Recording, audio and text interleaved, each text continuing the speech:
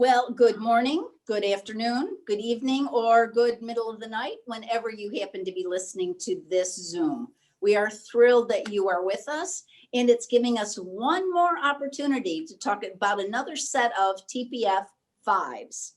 And these fives really work with both internal audiences, the CEO, the board, the staff, the donors, and the volunteers, and external audiences in terms of people, business, nonprofit, government, and media.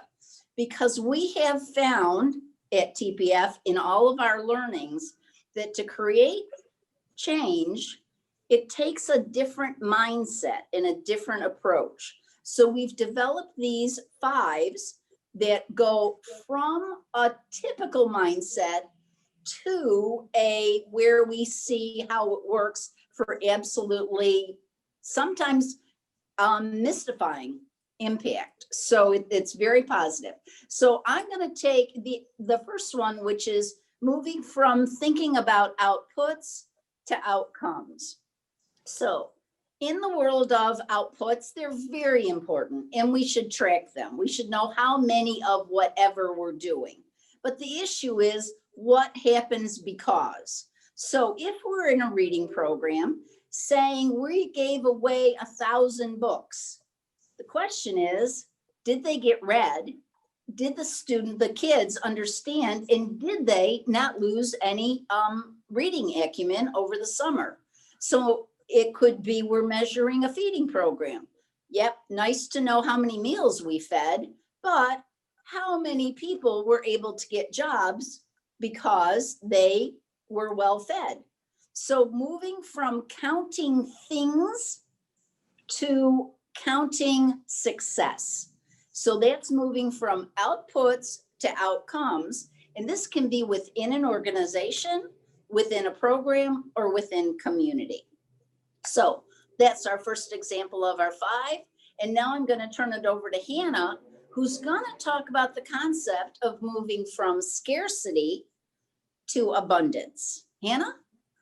Great, thanks, Debra.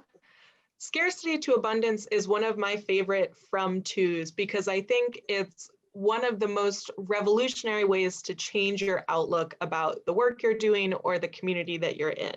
So from the scarcity part of it would typically be there's never enough, we don't have the right people, that sort of thing. And the abundance, or at TPF, what we like to call collective abundance, is that if we all work together, or if we pull from many different resources, we can accomplish whatever we're setting out to do.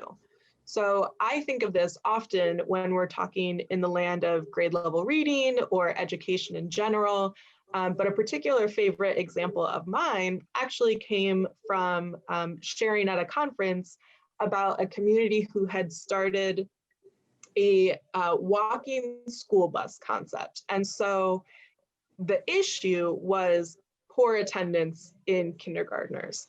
And the school said, you know, we've tried to talk to the parents don't want to do it. We don't have enough money to do, you know, extra outreach programs. We don't have enough people. We don't have the personnel, et cetera, et cetera.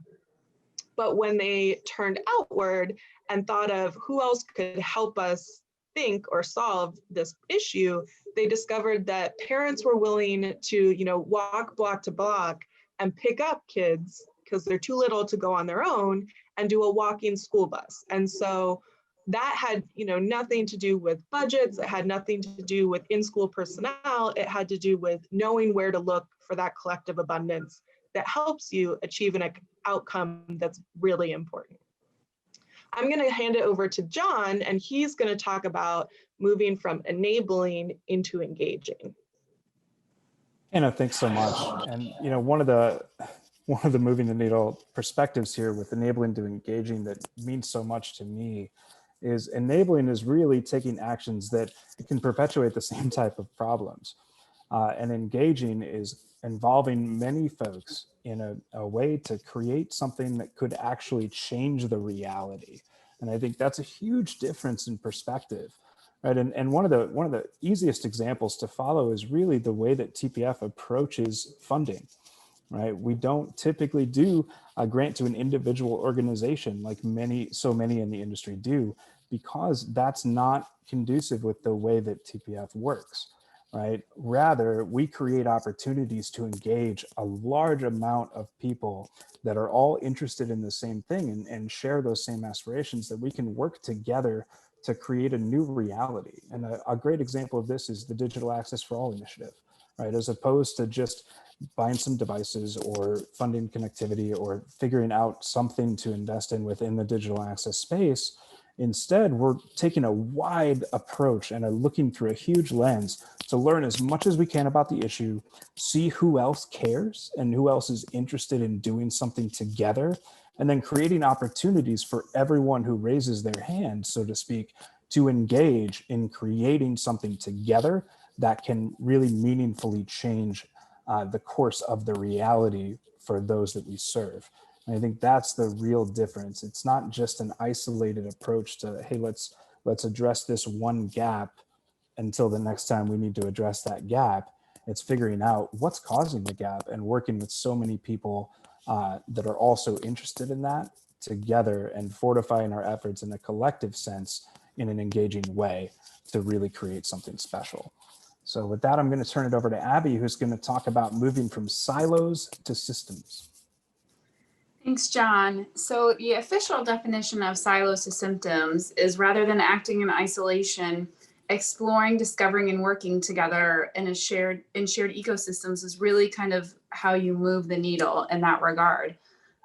So TPF and really any organization working in any sector can't solve an issue on their own. You really have to engage others who are addressing the issue in a variety of different ways in order, you have the same goals, but you got to work with people who have different strengths and capacities than you do to kind of help reach the goal in different ways. So as Debra mentioned, TPF works and engages with a lot of different partners across a lot of different sectors, including government, nonprofits, including other foundations, business, media, and individuals. So for example, the Suncoast Campaign for Grade Level Reading definitely does not work in a silo. It is very systems focused. For example, it works with school districts across our 4-county region. It works with individual businesses like doctor's offices for its Reach Out and Read program. It partners with chambers of commerce to help share information. It works with other foundations, other nonprofits, and it works with individuals and families to find ways to help strengthen their capacities and their understanding about how important it is for infants, toddlers, and young children to be reading on grade level and to hope to achieve the goal of reading on grade level by the end of grade 3. So the idea is, again, that no organization has all of the answers when you're addressing education or really anything. No one can operate in a silo and claim to have all of the answers. So instead, different organizations have different strengths and ways they can contribute in meaningful ways within a shared ecosystem. So I will pass it back to Debra. Well, and what we're each person has talked about something that I think a tie together is, when you come from a place of saying, who else cares and what is possible, is the undergirding to moving from to who else cares, what else is possible, weaves into what Hannah, Abby, and John all spoke to. But now we're going to talk about moving from issue focus to aspirations. And basically it is about words. It's also about emotions and approaches. So when we think about issues, it's a problem, it's a need. People already have the answer. They're in their space. They're well aware of what the problem or the need is. When you have the opportunity to shift the conversation into what's possible, what do we all care about, and we to figure out what that aspiration is, then whenever we're toiling and working together and it might get a little tense, we can always say, yes, but don't we want every child to be ready for kindergarten? And then we kind of diffuse the that won't work, we've always done it type of mentality. So at TPF, we're very much about the words, but also how does it translate into life, of moving from an issue focus to an aspirational focus. And actually, our three fellows are responsible for one of TPF's initiatives called Aspirations to Action. So I'm going to just let anybody who's bursting to share an example of how you've seen moving from issues, problems to aspirations has played out. Who's got it? Hannah? I'll go ahead and go first, since I had the privilege of being project manager for the Patterson Foundation Stepping Forward book circles. And one of my favorite ways that this played out, because the purpose of the book circle was kind of to introduce people really to this concept of moving from an issues focused into an aspirations focused. And one of the ways that we helped facilitate that was with poll questions. And so we just asked people, what do you hope to get out of your community, really? Or what is your aspiration for your community? And we had more than 400 people respond to that. And really, we only had maybe 20 different words that came up. And, they all circled around, you want something that is has great integrity, is safe, there's access to education and to healthcare. And what we knew going in was that this was a very diverse population that probably wasn't going to be, having a smooth talk over the Thanksgiving table type of thing. But when you ask the question of, what do you hope for your community, everyone is hoping for very similar things. And that opens the doorway to conversations that don't come from that acrimonious place. They really come from the spirit of who else cares and what's possible when we are focused together on this common goal. Abby or John, any examples you have of moving from issues to aspirations that you've seen in action? John?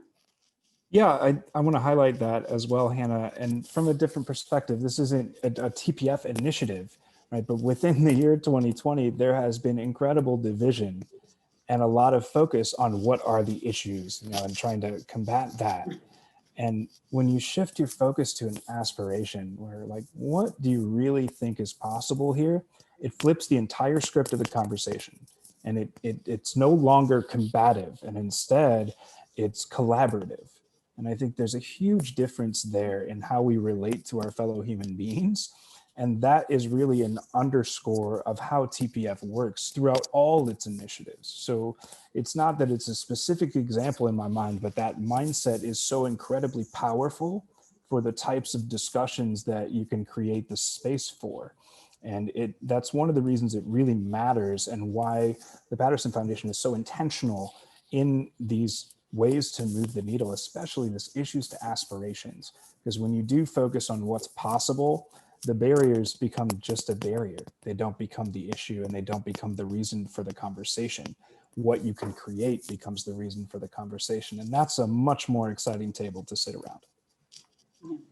And Abby? I'll add on to that too, is that this is not a new concept per se. So for example, the Patterson Foundation has supported a staged production, a one-act play reading of A Walk to Respect, which is about Abraham Lincoln and Frederick Douglass and how they came from different backgrounds. They had different experiences, different levels of education, and they had different beliefs about where, how to get to certain places, but they centered their relationship around the idea of respect.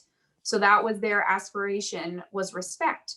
And so even though they came from those different mindsets and they didn't agree on everything together, they had that respect as their binding, as kind of their central idea in their relationship, and they were able to communicate effectively and establish a strong relationship in that way. And so I think centering the idea of respect that's been around for an extended amount of time, clearly, it helps propel that idea of moving from that issues perspective into more of, what you want to achieve long term.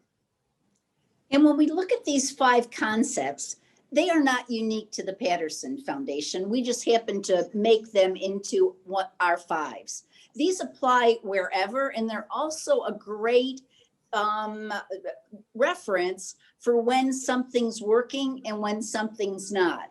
Because if you see that someone is coming from that scarcity mentality, how to help them understand they too have gifts, that everybody's got something that when we come together. So it can apply in actually, sometimes it can apply in families, it can apply in neighborhoods, organizations, and very definitely in community. So as you can tell, we're pretty passionate about our 5s of going from and to, and we look forward to continue sharing with others. So thank you all for your time of learning with us.